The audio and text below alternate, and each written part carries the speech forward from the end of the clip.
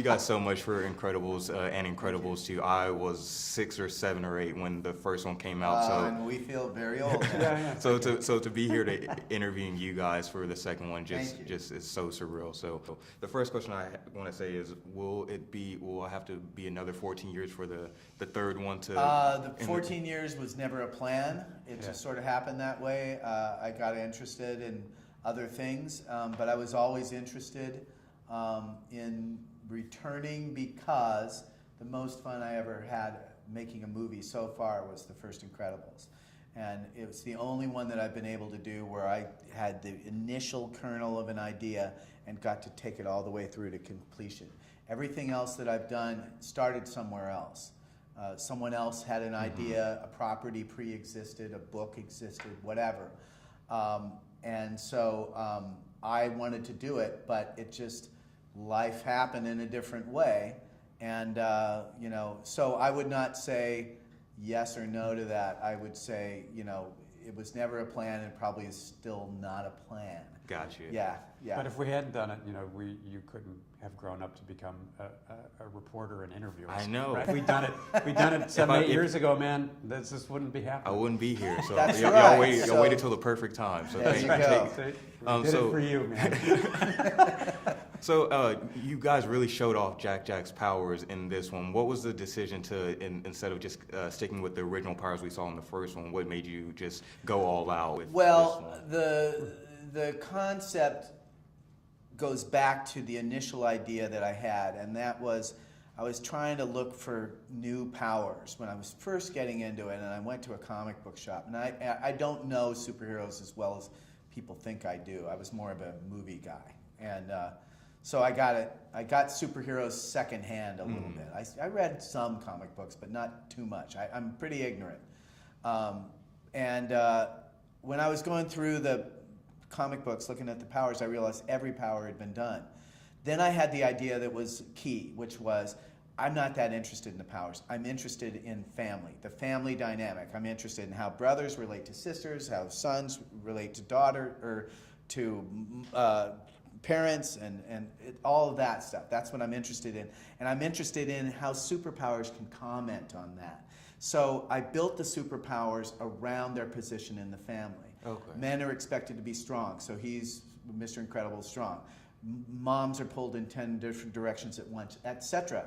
And babies are unknown, so they could be nothing, they could be everything. You don't know. Every single one of them is up for grabs of what they're going to become. They could become a leader of the free world or a bagman, or maybe both, I don't know. But that was the idea. So the fact that the audience knew that he had multiple powers, but the family did not, was like a great little gift for this movie, because I knew that I had this idea of the role switch, and I knew that if Bob was put in charge of the family, it's already hard to take care of a normal baby. You quantum that when you make the baby have powers that it can't control, and the mind of a baby. So I always thought it should be a wild card. It should be like a Swiss Army knife of powers. And we really didn't have the juice to do more than we did in the first movie. Yeah. In fact, we argued about Goo Baby. Well, if you had to pick one of his powers, what's your favorite? Of his. Oh, man. I guess those laser eyes. I like the phasing. Yeah, the phasing. Or the Goo Baby was funny too. Goo Baby's pretty Yeah, cool. good to go through walls though too. Yeah, that's true. And is there any thoughts about a possible Frozone short film or spinoff in the future, something like that? Like I said, there are no plans, but he could certainly handle that. I actually think the film you could isolate on any one of the characters, and there are even some new characters that I think are I like Void of the new characters. I like the power of the holes. I think that's really cool, and I think that you could almost go anywhere, but that doesn't mean that I want to. And the last question before I get out of here, is there any advice for both of you guys would give to aspiring directors and producers and animators trying to make it in this field? Yeah, I would say study, go see films. Don't limit it to films that are made in the last 5 years. Go back to the beginning of film, the silent era stuff. There's lessons to be learned back there. I took stuff from Buster Keaton and Harold Lloyd and used it in Mission Impossible. So you can grab things from any number of places. Figure out what you like and try to understand why you like it, and figure out what you don't like, and then don't just stop with I don't like it. Try to figure out how you would fix it.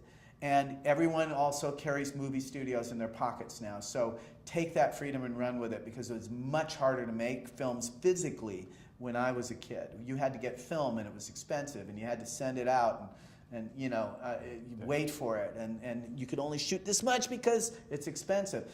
You guys have movie studios in your pockets, and the advantage of that is you can make stuff. The disadvantage is everyone else does too. So you're competing for people's attention. But not everybody makes things, right? Right. It's like, and don't actually make things. Also, right? don't try to please other people. Try to please yourself, because if you're interested in something, chances are much better that someone else will